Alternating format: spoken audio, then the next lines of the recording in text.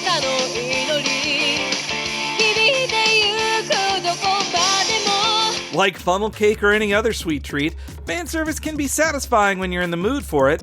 Project Cross Zone 2 overloads you with truckloads of good-natured celebration, putting dozens of classic characters from Namco, Sega, and Capcom all in one sprawling package of tactical gameplay.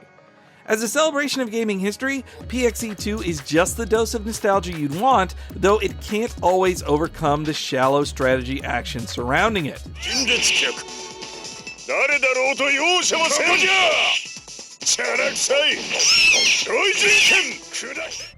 Just like in the original, Project Cross Zone 2 brings together a variety of series from Street Fighter and Yakuza to lesser-known franchises like Sakura Wars and Summon Night in a story that's as best described as perfunctory.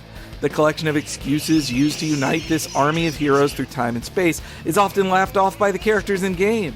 Figuring out the mystery that unites these characters for a turn-based strategy game ultimately doesn't matter, though. Simply seeing, say, Street Fighter's Chun-Li talk to Yakuza's Kiryu is the reward.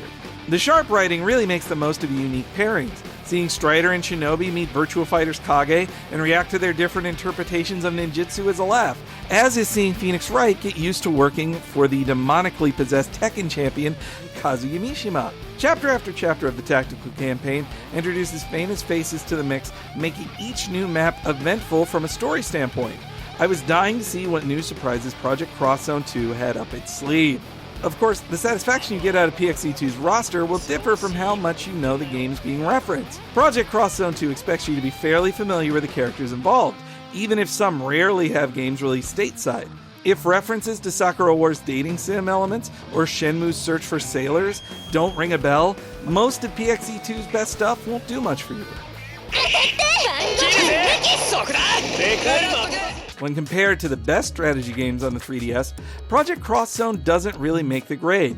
Without improving much on the original, the turn-based top-down action is serviceable as a platform for packing as many characters as possible onto the screen. But the gameplay itself is repetitive, with a level of flash that eventually wears off. The different battles take you to many settings pulled straight from the original games, but they eventually blend together. Depending on the source material, stages can get pretty bland. Even more so as several areas get reused across Project Cross Zone 2's 30-plus hour campaign. And when you have 10 or more fighters to control on the map, you can easily lose track of their placement in a boring setting.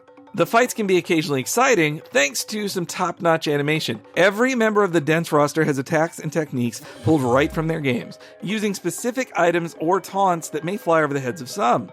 The excitement of comboing together marquee moves does start to wear a little thin after a while, but new moves unlock at a steady enough pace to keep it relatively fresh.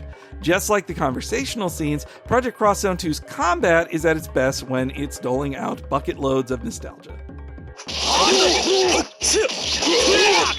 Judged against other tactic games, you have so many better options on the 3DS, so don't come to Project Cross Zone expecting deep gameplay or even inventive updates to the previous entry. PXE2 is much more interested in matching up a diverse set of mascots, which it skillfully handles most of the time.